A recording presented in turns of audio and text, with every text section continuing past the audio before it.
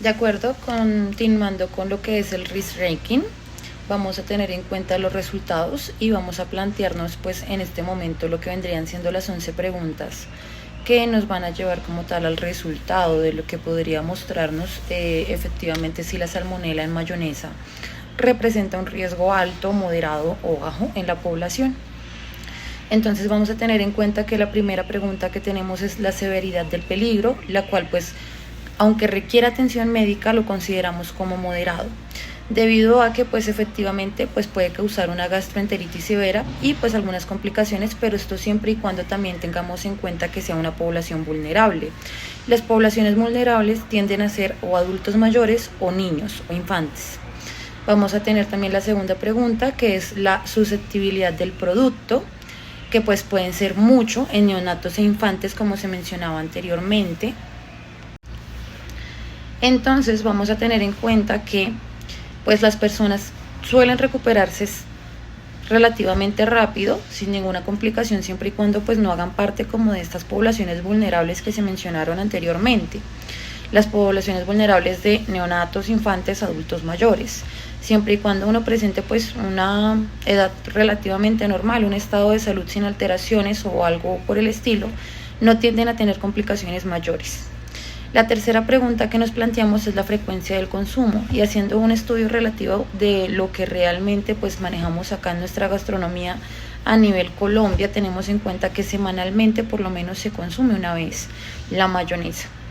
Entonces, pues sí tiende a ser, sobre todo en comidas rápidas o como acompañamientos, platos típicos, es algo realmente muy común en nuestro país, y eso también puede llegar entonces a ser como un factor en la evaluación del riesgo que tenemos.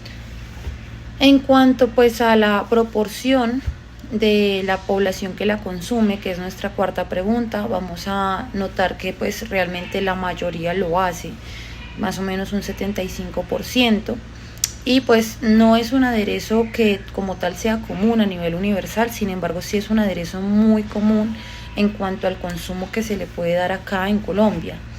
La quinta pregunta pues es el tamaño de la población consumidora, ¿no? Y pues realmente especificando nuevamente nuestro país, es algo a nivel nacional, Colombia.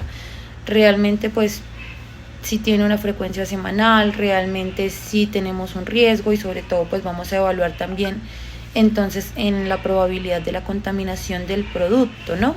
Que para eso vamos a nuestra sexta pregunta, ¿no? Entonces la respuesta es rara, más o menos 1 de 1000 pueden llegar realmente a tener una contaminación. Entonces, bueno, ¿qué acontece? Que pues el huevo pasteurizado y que presente pues un pH superior a 4.1 realmente sí va a reducir la mayoría de los riesgos en cuanto a la contaminación que se puede generar en el producto. La probabilidad en que una mayonesa que sea, por así decirlo, procesada a nivel industrial presente salmonela es muy pero muy baja. Realmente tiende a ser un factor de riesgo mucho mayor cuando se prepara la mayonesa de manera casera. Vamos a tener la séptima pregunta, que es el efecto del procesamiento, y pues el proceso elimina pues adecuadamente el riesgo, ¿no? Como se decía anteriormente, la pasteurización, la acidificación controla demasiado lo que vendría siendo el crecimiento bacteriano, lo que podría llegar a contaminar el producto, generando entonces un riesgo a nivel del consumo y de la población.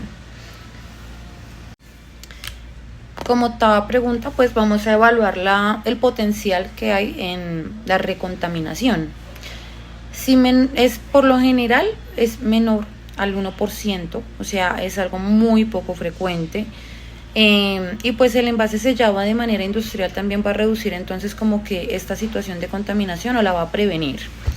Pero pues ya una vez abierto vamos a tener en cuenta que pues no vamos como a tener ese aislante realmente de lo que anteriormente se tenía cuando estaba sellado, y es lo que entonces bajo la manipulación puede llegar a generar una contaminación cruzada o una recontaminación.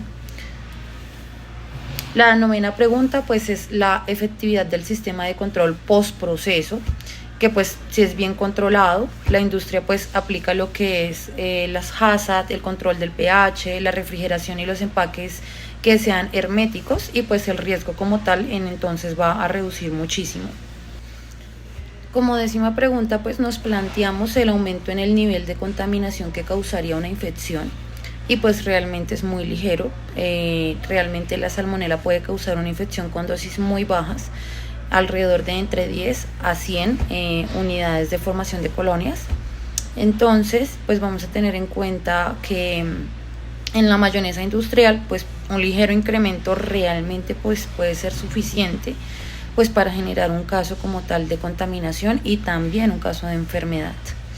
En cuanto al efecto de la preparación antes de consumir, pues la preparación del alimento no tiene efectos en cuanto a los peligros y pues la mayonesa se consume en frío, no recibe cocción ni tratamiento térmico adicional que destruya los patógenos. Vamos a depender totalmente tanto de la acidificación como de la pasteurización de los huevos y también adicional a eso pues de la buena producción a nivel industrial que se haga en el proceso. Finalmente pues tenemos los resultados y el risk rating nos dice que de 0 a 100 pues hay una probabilidad de 66 y que queremos tener pues que en cuenta con este resultado, ¿no? Indica que pues la mayonesa efectivamente es un alimento con un riesgo muy significativo, muy alto en cuanto pues a la contaminación por salmonela entérica. Y pues esto pasa especialmente cuando se elabora con huevos crudos o de manera casera, evitando pues hacer la pasteurización en los huevos y pues que sea también de manera insuficiente también nos va a generar entonces un riesgo mayor a la contaminación del producto. Tenemos en cuenta que puede sobrevivir, puede multiplicarse en los alimentos que tengan un pH cercano a neutro o pues un alto contenido de humedad. También puede pasar pues cuando la mayonesa presenta como insuficiencia en cuanto a su almacenamiento, ¿sí? Que esté fuera de la refrigeración, que después de abierta ya pase muchísimo tiempo también sin consumo. Y recaemos nuevamente en que pues realmente es más fácil que se dé esta contaminación en lo que es la mayonesa casera. Tenemos en cuenta también que pues el riesgo es mayor para los grupos susceptibles, neonatos, adultos mayores, ancianos, infantes, personas que presenten algún tipo de enfermedad que pueda generar entonces alguna inmunosupresión, como es una persona con diabetes, con cáncer, que presenten un sistema inmune debilitado. Realmente sí es una persona que también puede estar entonces dentro del grupo de personas vulnerables o de población vulnerable ante esta enfermedad y que pues se desarrolle, ¿no? Y pues también tenemos en cuenta que los factores como la manipulación inadecuada, el almacenamiento prolongado y las temperaturas inadecuadas pues también van a aumentar entonces las probabilidades que hayan brotes en el producto. Pues entonces tenemos que también estudios epidemiológicos pues muestran que los brotes de salmonela por la mayonesa son muy pero muy frecuentes, especialmente pues en entornos donde se prepara de manera casera, más que pues la compra de esta pues desde la parte industrial.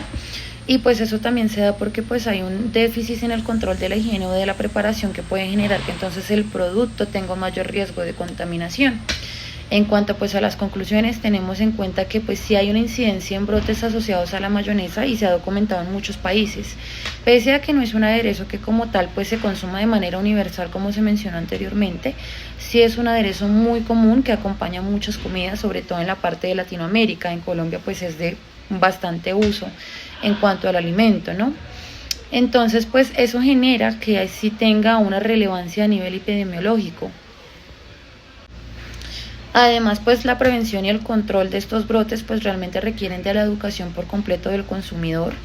Tenemos en cuenta que la higiene y la manipulación en el alimento también es un factor sumamente importante y pues que se haya como una promoción y una concientización en cuanto al uso de los huevos pasteurizados pues para bajar entonces el riesgo de que la salmonela pueda presentarse en el producto.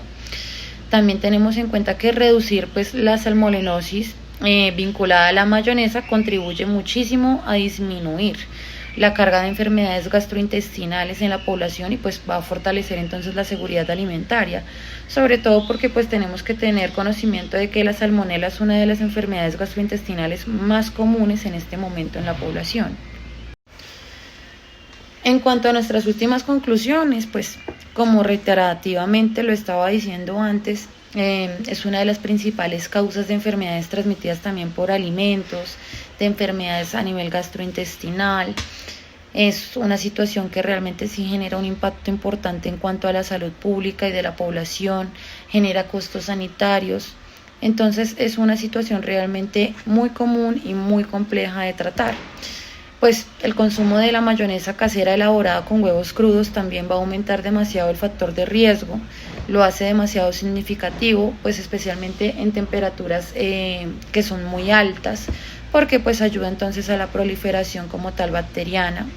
Y pues el contagio ocurre por ingestión de alimentos contaminados y pues nuevamente los grupos más vulnerables son los niños, adultos mayores, las personas gestantes o que presenten una situación de enfermedad de inmunosupresión. Finalmente, pues en nuestra última conclusión tenemos en cuenta que pues el riesgo en la salmonela, de la salmonela en mayonesa, sí presenta como tal una situación bastante compleja en cuanto a la salud pública. Como tal se considera que el riesgo es de moderado a alto y pues requiere medidas de prevención que sean demasiado estrictas, tanto en su producción como en su consumo, y que todo esto se hace a partir también de la educación del consumidor.